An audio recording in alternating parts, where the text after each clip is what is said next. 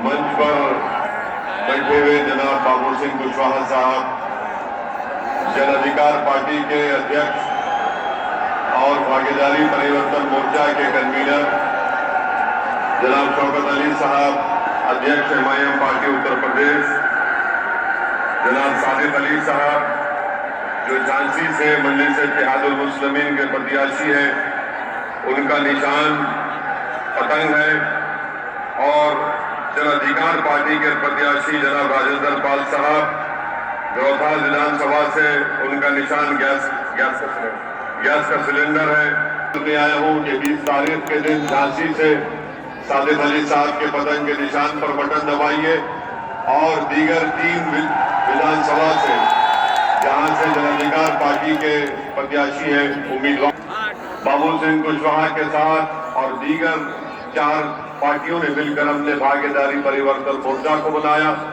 और अगर आपकी दुआएं, आपका आशीर्वाद, आपका वोट साथ रहा और उत्तर प्रदेश की जनता भागीदारी परिवर्तन मोर्चा को सत्ता देती है, तो हमने तय किया कि पहले 2.5 साल के लिए जनाब बाबू सिंह कुशवाहा इसके मुख्यमंत्री रहेंगे। और साथ ही साथ ये भी फैसला लिया गया कि 3 डिप्टी चीफ मिनिस्टर होंगे, जिसमें एक अल्पसंख्यक समाज के मुसलमान और 2 अति पिछड़ा समाज के लोग डिप्टी चीफ मिनिस्टर रहेंगे। ये हमारी सामाजिक न्याय की लड़ाई का एक हिस्सा है। मेरी आपसे गुजारिश है, आपसे अपील है कि आप आने वाले 20 तारीख के दिन झांसी में मजलिस इत्तेहादुल मुस्लिमीन और जन अधिकार पार्टी के तमाम प्रत्याशी उम्मीदवारों को कामयाब करें, ताकि झांसी और बुंदेलखंड में एक सबसे पिछड़ा इलाका है। आप जानते हैं कि बुंदेलखंड में आज पीने के पानी की किल्लत है। आप जानते हैं कि बुंदेलखंड में किसान परेशान है, और आप ये भी जानते हैं कि बुंदेलखंड में यहाँ पर नौजवानों को शिक्षा के लिए, तालीम के लिए ना स्कूल है, ना कॉलेज है, ना युवाओं के लिए नौकरी या रोजगार का कोई इंतजाम है। बीजेपी की डबल इंजन की सरकार ना सिर्फ उत्तर प्रदेश बल्कि बुंदेलखंड की आवाम से धोखा किया, उनके पीठ पे खंजर भोंका, और जो वादे किए थे वो तमाम के तमाम हमेशा बीजेपी झूठ। और बुजुर्गों, ये लड़ाई हम और बाबू सिंह कुशवाहा साहब की ये लड़ाई हिस्सेदारी की लड़ाई है। मैं आपको बताने आया हूं कि ओवैसी और कुशवाहा एक जगह पर खड़े हो चुके हैं। अब मुझे यकीन है कि इंशाअल्लाह ताला अब पिछड़ा समाज और अल्पसंख्यक समाज, वो समाज जिसको दबाया गया, कुचला गया, अब उनकी आवाज और उनकी इंसाफ की लड़ाई बाबू सिंह कुशवाहा, रसूलुद्दीन ओवैसी ना सिर्फ बुंदेलखंड बल्कि पूरे उत्तर प्रदेश में इस लड़ाई को लड़ेंगे और आपके आशीर्वाद से कामयाब भी होंगे। मेरे अजीज दोस्तों और बुजुर्गों, बीजेपी के ताल्लुक से आप जानते हैं ट्रिपल तलाक का कानून पास किया है।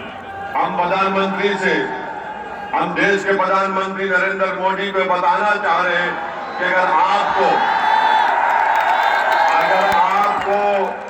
आपका मानना यह है कि मुस्लिम महिलाओं ने ट्रिपल तलाक के कानून बनाने पर आपको वोट दिया है, तो देश के प्रधानमंत्री कर्नाटक के बच्चियों को स्कूल जाने से क्यों रोक रहे हैं?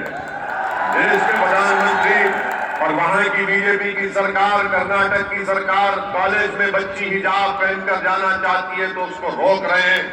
आपने कानून बना दिया हिमाचल में, मध्य प्रदेश में, क्यों? अगर जब आप ये कह रहे हैं कि आपको मुस्लिम महिला का वोट मिला, तो फिर आप उन बच्चियों को जो अपनी शनाख्त को बरकरार रखते हुए शिक्षा हासिल करना चाहते हैं, तो बीजेपी इन बच्चियों को तालीम हासिल करने से रोक रही है। और हम देश के प्रधानमंत्री से कहना चाह रहे हैं कि ट्रिपल तलाक के कानून बनाने से मुस्लिम महिलाओं का सबसे बड़ा नुकसान आपने किया है, कोई फायदा उनसे नहीं हुआ है। क्योंकि कानून जो आपने बनाया वो मुस्लिम महिलाओं को और पीड़ित बनाता है, और उसमें क्रिमिनल सेक्शन लगाना ये गैर वाजिबी है। मगर प्रधानमंत्री जहां कहीं भी जा रहे हैं ट्रिपल तलाक के कानून का जिक्र कर रहे हैं। हम देश के प्रधानमंत्री को बताए हैं, पार्लियामेंट में आज भी बता रहे हैं कि आज इस देश को अगर महिलाओं का प्रोटेक्शन करना है तो उनको प्रोटेक्ट करो जिनकी शादी के साथ घर में नहीं रहती, जिसमें माशाअल्लाह से हमारी गुजरात की भाभी भी शामिल है। मेरे अजीज दोस्तों और बुजुर्गों, कर दिया। योगी आदित्यनाथ, ये बताओ फिर हम पर गोली चलाने वाले किसके घर के दामाद थे? ये किसकी नाजायज औलाद थी? अभी हमको मीडिया ने पूछा कि योगी आदित्यनाथ ने कहा कि चुनाव चल रहा है, बुलडोजर रुके हुए हैं, चुनाव के बाद बुलडोजर आएंगे। योगी आदित्यनाथ को तुम्हारे बुलडोजर जो हम पर गोलियां चलाए, उनका घर अभी तक है, वहां पर घर तोड़ो उनका, नहीं तोड़ेंगे।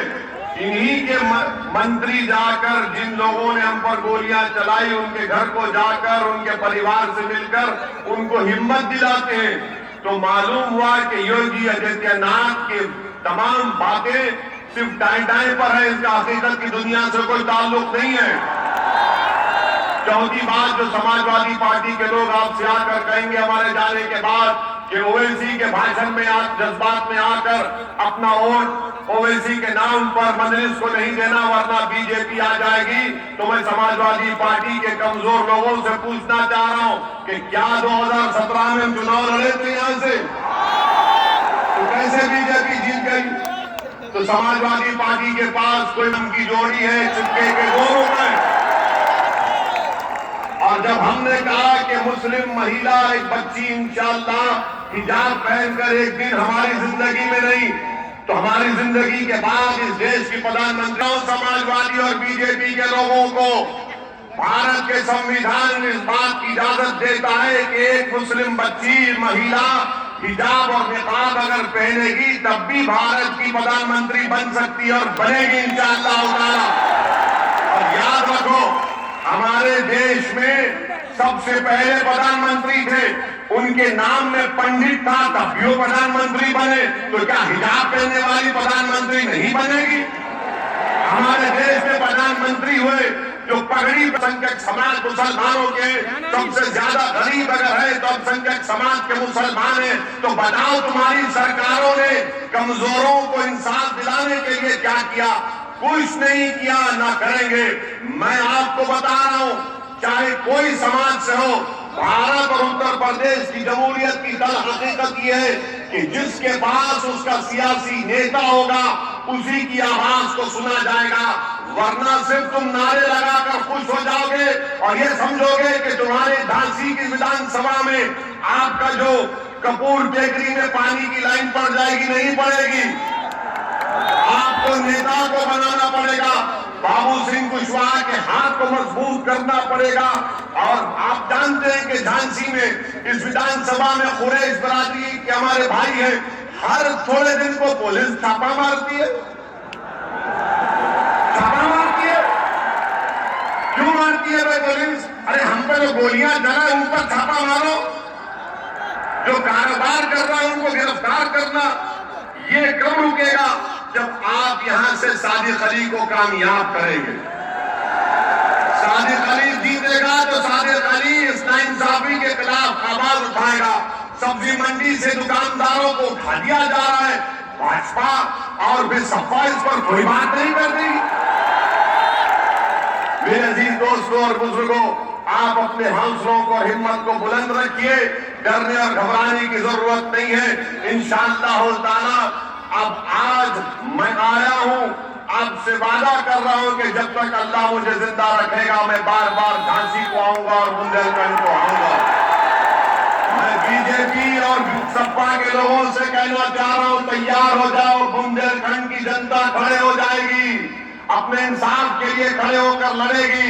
और मुझे तो लग रहा है कि एक दिन यकीनन आएगा जब बुंदेलखंड एक अलग प्रदेश बनेगा, इसलिए कि सपा और बीजेपी ने बुंदेलखंड का कोई विकास नहीं किया बल्कि विनाश कर दिया बुंदेलखंड का। और मैं आपसे वादा कर रहा हूं कि चुनाव के बाद मैं बुंदेलखंड से एक डेलीगेशन को अपने प्रदेश तेलंगाना को लेकर जाऊंगा। तेलंगाना में भी यही हाल था, वहां पर भी पानी नहीं मिलता था, मगर पिछले 7-8 साल के अंदर तेलंगाना में किसानों को लाखों एकड़ जमीन आज किसान जिरात कर सकता है। मैं ले जाकर दिखाऊंगा कैसे काम हो सकता है। और बुंदेलखंड की लड़ाई में आप जान लीजिए कि असदुद्दीन ओवैसी आपके साथ कंधे से कंधा मिलाकर लड़ने के लिए तैयार है। मेरे अजीज दोस्तों और बुजुर्गों, समाजवादी पार्टी को वोट देकर आप नुकसान अपना कर रहे हैं। आप तमाम पार्टी को अपने उम्मीदवारों को कामयाब करिए, क्योंकि वक्त बहुत कम है। मैं आपसे माजरत चाहता हूं और आपसे इजाजत चाहता हूं कि 20 तारीख को आप तमाम मिलकर मजलिस का बाबू सिंह कुशवाहा के जाप का साथ देंगे। क्या आप बटन के निशान पर बटन दबाएंगे? क्या गैस के सिलेंडर के निशान पर बटन दबाएंगे? और क्या आप डरेंगे बीजेपी सपा से? क्या डरेंगे बीजेपी सपा से? तो उस बच्ची ने क्या कहा था, जब मैं डरती हूं तो क्या नारा लगाती हूं? क्या नारा लगाया था उसने? क्या नारा लगाया था उसने? और डरने की जरूरत नहीं है, अपने नेता को बनाओ। आप नेता बनेंगे इंशाअल्लाह ताला और अपने मुकद्दर के फैसले करेंगे। खुदाफिज, सलाम अलैकुम।